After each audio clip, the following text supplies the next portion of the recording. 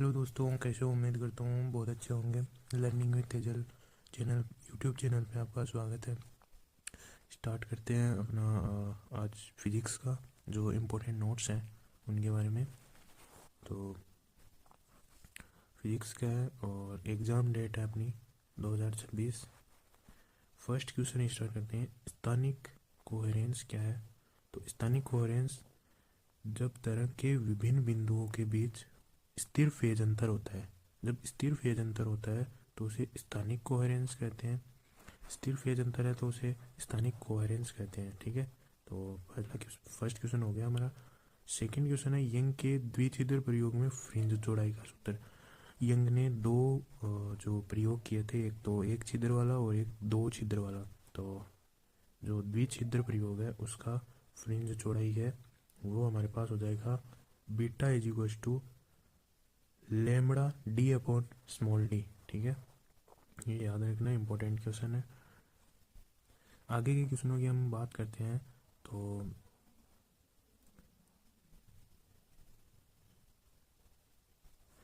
Third question है हमारा, Fresnel का बाई प्रिज्म किस सिद्धांत पर आधारित है?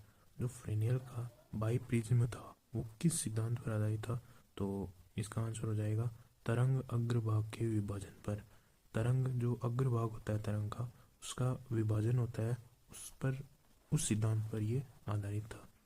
फोर्थ क्वेश्चन देखिए, न्यूटन रिंग्स में केंद्र का दबाव कैसा होता है? न्यूटन जो रिंग्स होती है उसमें केंद्र का दबाव कैसा होता है? तो न्यूटन जो रिंग्स है उसमें केंद्र का दबाव कैसा होता है? अंधकारमय। केंद्र का जो दबाव होता है वो अंधकारमय होता है। ठीक है, न्यूटन जो रिंग्स होती है उसमें जो केंद्र है उसका दबाव अंधकारमय होता है। ठीक है, अगला क्वेश्चन हमारा 5। माइकलसन इंटरफेरोमीटर का उपयोग करके किसके मापन में होता है? जो माइकलसन इंटरफेरोमीटर है उसका उपयोग किसके मापन में होता है?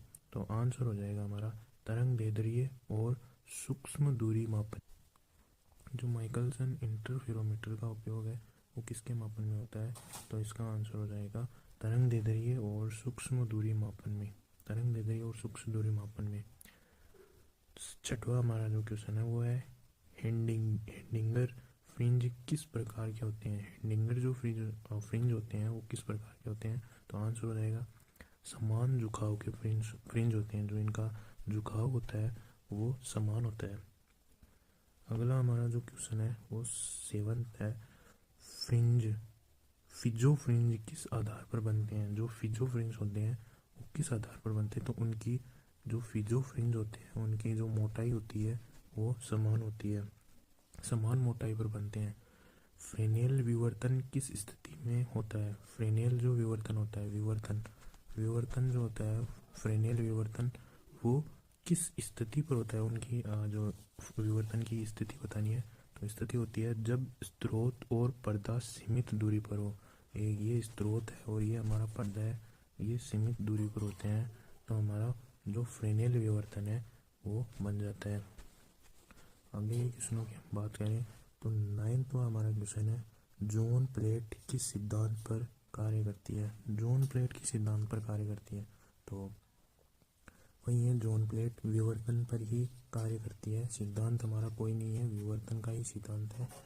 अगला क्वेश्चन है हमारा 10वां, फ्राउनहोफर विवर्तन में स्रोत और पर्दा कहाँ होते हैं? इंपॉर्टेंट क्वेश्चन है। अनंत दूरी पर।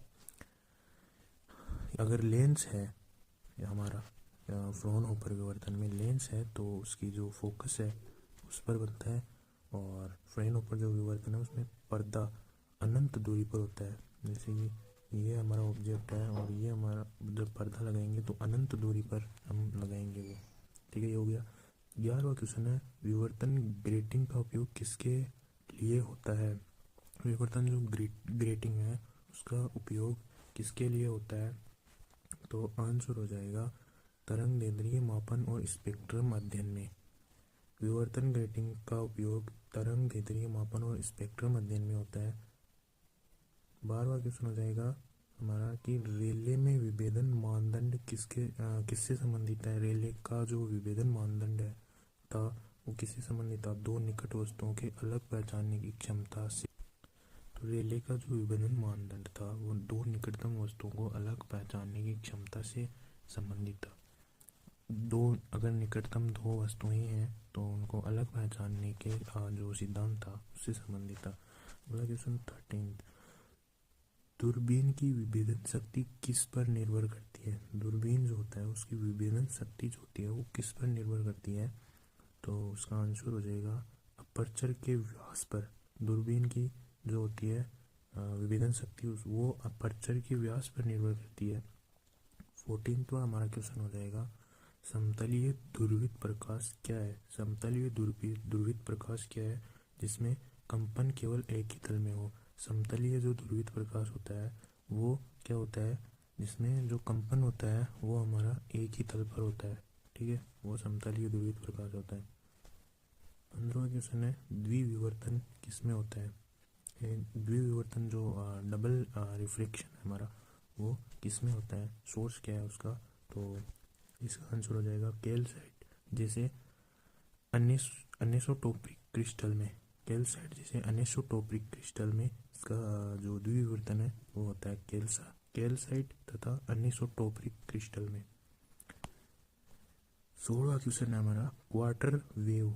जो क्वार्टर वेव होती है वो प्लेट का कार्य क्या है? जो क्वार्टर वेव प्लेट होती है उसका हमें फंक्शन बताना है। तो आंसर हो जाएगा समतलीय प्रकाश को वर्तीय प्रकाश में बदलना। एक समतलीय प्रकाश होता है उसको वर्तीय प्रकाश में बदल देता है कौन? Quarter wave plate. विशिष्ट घूर्णन किससे संबंधित है? विशिष्ट घूर्णन जो हमारा होता है वो किससे संबंधित है? तो इसका आंसर सिंपल से हमारा हो जाएगा ऑप्टिकल सक्रिय पदार्थ पर जो है उससे संबंधित है विशिष्ट घूर्णन, ऑप्टिकल सक्रिय पदार्थ से।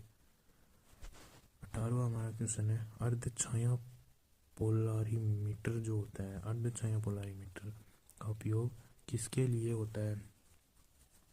अर्ध छाया पोलारीमीटर का उपयोग किसके लिए होता है? तो इसका आंसर हो जाएगा विशिष्ट घूर्णन मापन के लिए अर्ध छाया पोलारीमीटर का उपयोग किया जाता है। विशिष्ट घूर्णन मापन के लिए एक विशिष्ट कितना घूर्णन हुआ है विशिष्ट मापन में ये जो अर्ध छाया पोलारीमीटर है उसका उपयोग किया जाता है। लेजर में प्रेरित जो उत्सर्जन होता है उसकी अवधारणा किसने दी थी? तो सिंपल सा है, ये तो सबको आता होगा, आइंस्टाइन ने दी थी। जनसंख्या उत्क्रमण क्या है?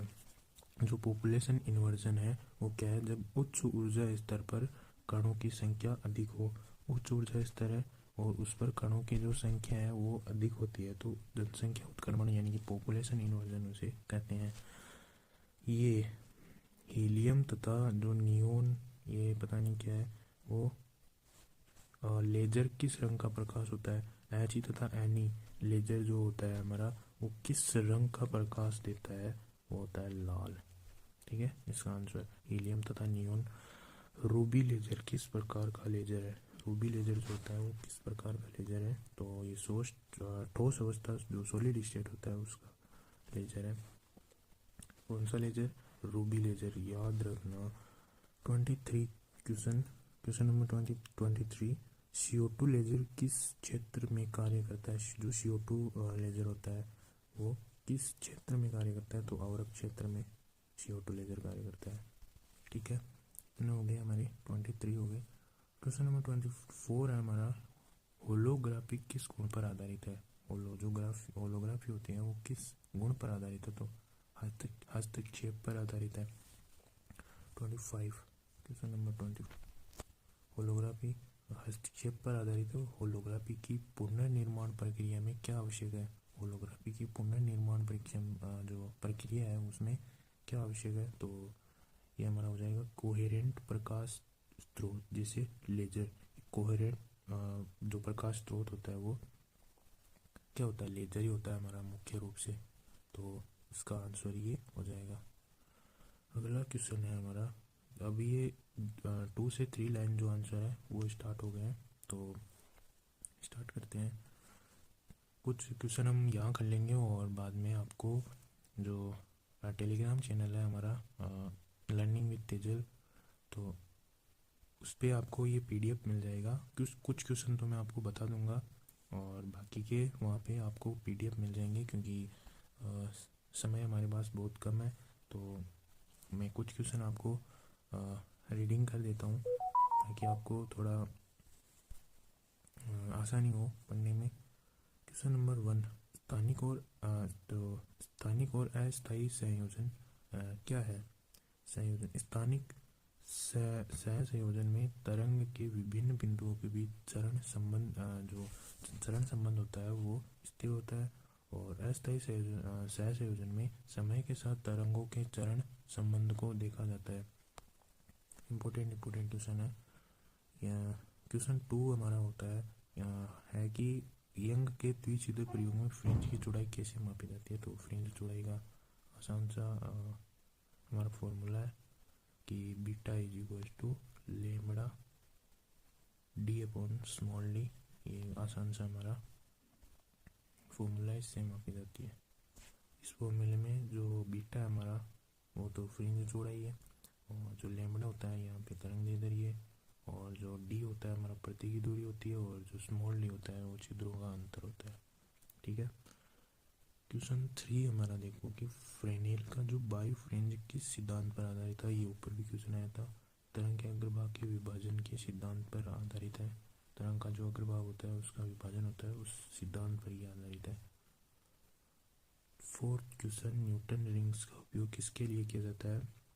तो तरंग दैर्ध्य और जो अपवर्तकांक होता है रिफ्रैक्टिव इंडेक्स, उसके मापन के लिए न्यूटन रिंग्स होती है, उसका जो उपयोग है किया जाता है।